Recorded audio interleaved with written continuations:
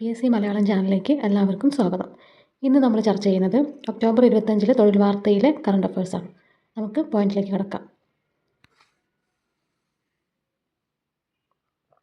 ചരക്ക് സേവന നികുതിയിൽ അതായത് GSTയിൽ നിലവിലുണ്ടായിരുന്ന ഏത് സ്ലാബുകളാണ് ഒഴിവാക്കപ്പെട്ടത്? 12, 28% കേട്ടോ.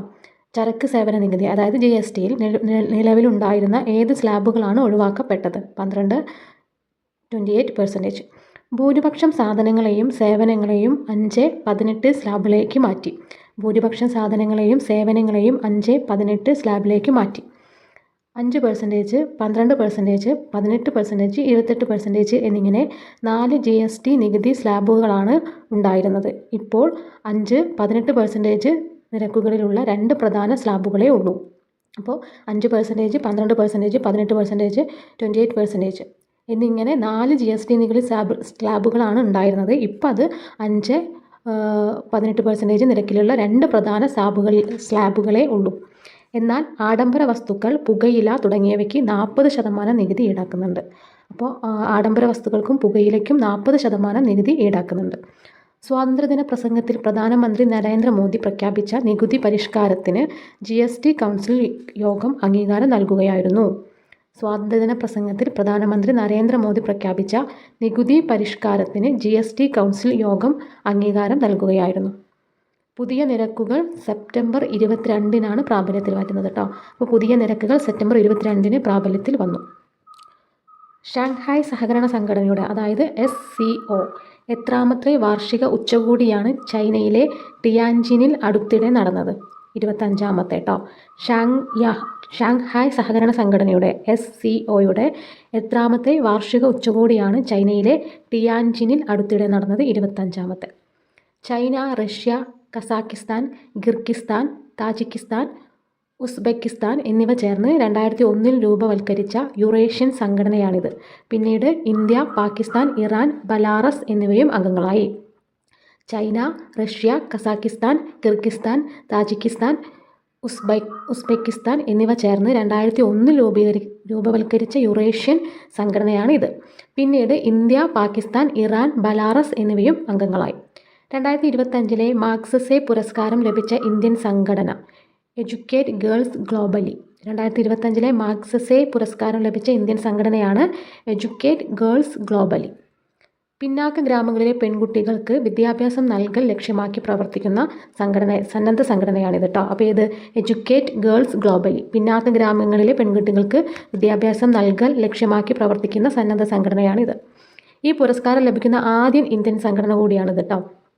ഈ പുരസ്കാരം ലഭിക്കുന്ന ആദ്യ ഇന്ത്യൻ സംഘടനയാണ്. 2007 സഫീന ഹുസൈൻ രാജസ്ഥാനിൽ ആരംഭിച്ച ഈ സംഘടനയിലൂടെ 20 ലക്ഷത്തോളം പെൺകുട്ടികൾ ഇതിനകം വിദ്യാഭ്യാസം നൽകിയിട്ടുണ്ട്. അപ്പോൾ 2007 സഫീന ഹുസൈൻ രാജസ്ഥാനിലാണ് ആരംഭിച്ചത് കേട്ടോ. അപ്പോൾ 2007 സഫീന ഹുസൈൻ രാജസ്ഥാനിൽ ആരംഭിച്ച ഈ സംഘടനയിലൂടെ 20 ലക്ഷത്തോളം പെൺകുട്ടികൾക്ക് ഇതിനകം വിദ്യാഭ്യാസം നൽകിയിട്ടുണ്ട്. ഓഗസ്റ്റ് 30 ഏഷ്യൻ നോബൽ എന്നറിയപ്പെടുന്ന 67ാമത് മാഗ്സസെ പുരസ്കാരം പ്രഖ്യാപിച്ചത്. ഓഗസ്റ്റ് 30 ഏഷ്യൻ നോബൽ എന്നറിയപ്പെടുന്ന 67ാമത് മാഗ്സസെ പുരസ്കാരം പ്രഖ്യാപിച്ചത്. അപ്പോൾ ഏഷ്യൻ നോബൽ എന്നാണ് മാഗ്സസെ പുരസ്കാരം അറിയപ്പെടുന്നത്. മാലിദ്വീപിൽ നിന്നുള്ള പരിസ്ഥിതി പ്രവർത്തക ഷാഹിന അലി, ഫിലിപ്പീൻസിലെ സാമൂഹിക പ്രവർത്തകരും പുരോഹിതനുമായ ഫ്ലാവിയാനോ ആൻ്റോണിയോ എൽവിലനോയേവ എന്നിവരാണ് മറ്റ് 2 ജേതാക്കൾ.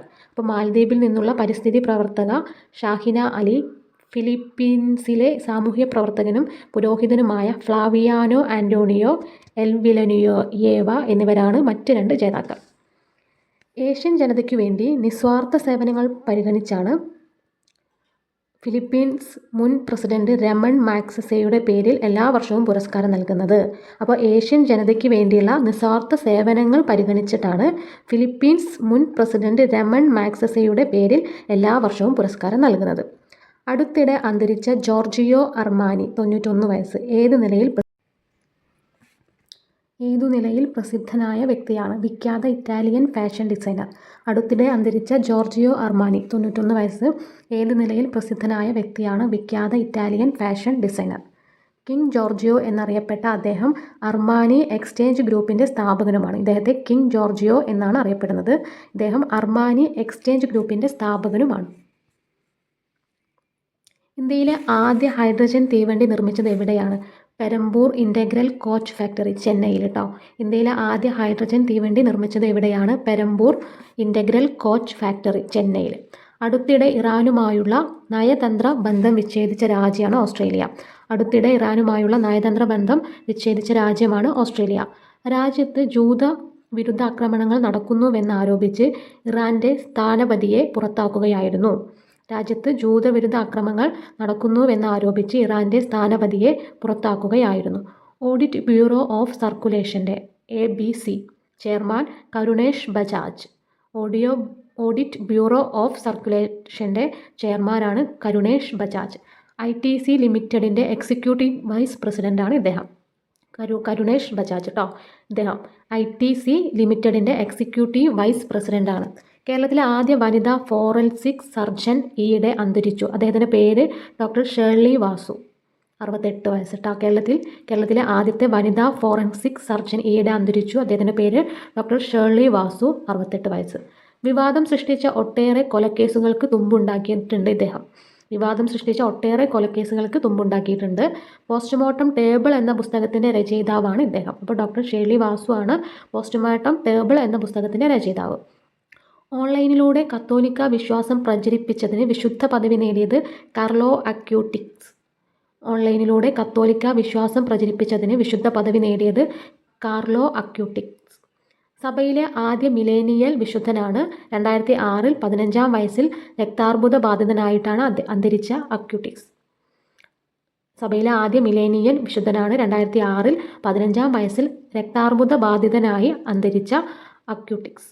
1981-നും 1996-നും മധ്യേ ജനിച്ചവരെയാണ് മിലേനിയൽസ് എന്ന് വിളിക്കുന്നത്. 1981-നും 1996-നും മധ്യേ ജനിച്ചവരെയാണ് മിലേനിയൽസ് എന്ന് വിളിക്കുന്നത്.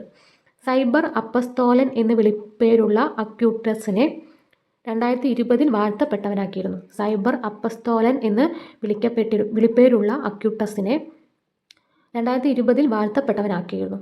US പ്രതിരോധ വകുപ്പിൻ്റെ പുതിയ പേരെന്ത്? യുദ്ധവകുപ്പ്, ഡിപ്പാർട്ട്മെൻറ്റ് ഓഫ് വാർ. US പ്രതിരോധ വകുപ്പിൻ്റെ പുതിയ പേരെന്ത്? യുദ്ധവകുപ്പ്.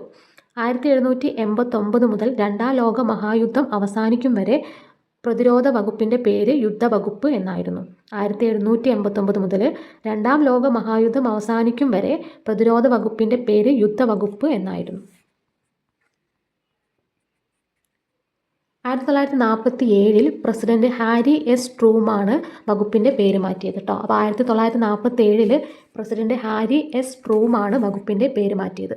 ഇന്ത്യൻ പരസ്യ മേഖലയെ ഏറെ സ്വാധീനിച്ച വ്യക്തികളിൽ ഒരാൾ അടുത്തിടെ അന്തരിച്ചു. അദ്ദേഹത്തിൻ്റെ പേര് ദിവാൻ അരുൺ നന്ദ, 76 വയസ്സ്. ഇന്ത്യൻ പരസ്യ മേഖലയെ ഏറെ സ്വാധീനിച്ച വ്യക്തികളിൽ ഒരാൾ അടുത്തിടെ അന്തരിച്ചു. അദ്ദേഹത്തിൻ്റെ പേര് ദിവാൻ അരുൺ നന്ദ, 76 വയസ്സ്.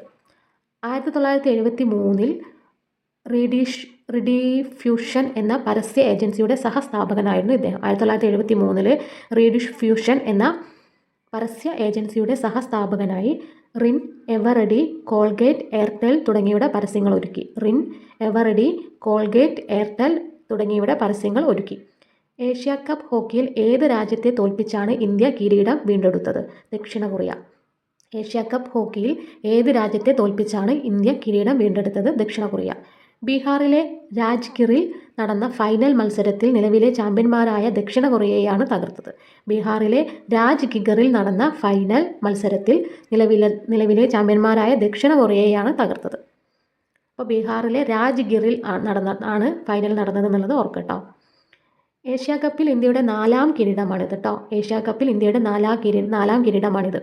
സംഗീതജ്ഞനും ഗായകനും നടനും ഗാനരചയിതാവും ചലച്ചിത്രകാരനുമായ ഏത് വ്യക്തിയുടെ ജന്മശതാബ്ദിയാണ് 2025 സെപ്റ്റംബർ 8-ന് തുടക്കം കുറിച്ചത്? ഡോക്ടർ ഭൂപേൻ ഹസാരിക.